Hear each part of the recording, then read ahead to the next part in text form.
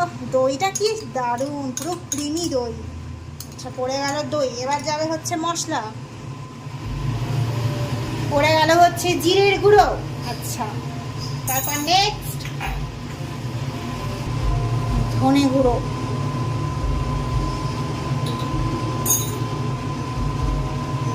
পড়ে গেল হচ্ছে কাশ্মীরি মির্চ। কাশ্মীরি মির্চ তো দিতেই হবে।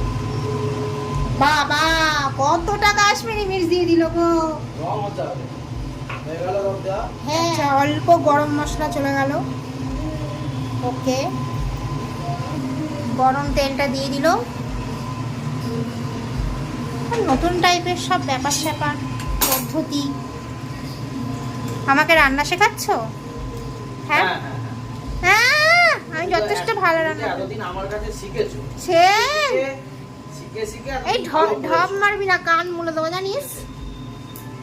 আচ্ছা, একদম ঢপ মারবি না। এক কাজ করা হোক, যে মাংসটা তোলা আছে সেটা দিয়ে দাও। হ্যাঁ, এবার হলো তো ব্যাপারটা। এবার হলো, যা মশলা বেটেছে তাতে এইটুকু মাংস একদম এক তলায় পড়ে থাকবে।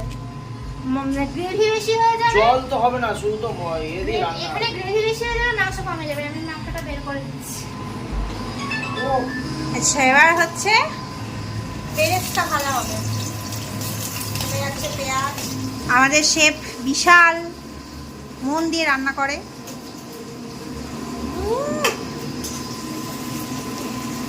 বেরেস্তা, পেঁয়াজের বেরেস্তা। পেঁয়াজের বেরেস্তা হচ্ছে। বাবা, কি সমস্ত পদ্ধতি রান্না। যাই হোক, ম্যারিনেট করা চিকেন চলে যাচ্ছে কড়াইতে।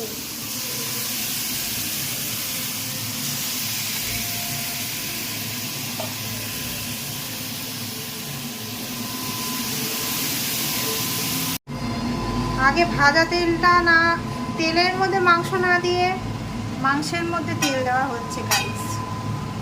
সব কি অভিনবত্ব ব্যাপার স্যাপার গো। তেলটা নামানোর মানে দেখো, তেল একটুখানি, এখানে তেলে রান্না হবে না তো এটা। ও, ব্যাপার স্যাপারই আলাদা। যাক, ব্যাস, আর না, আর একটু দিলাম ব্যাস। আর তেল দেওয়ার কোনো ব্যাপারই নেই।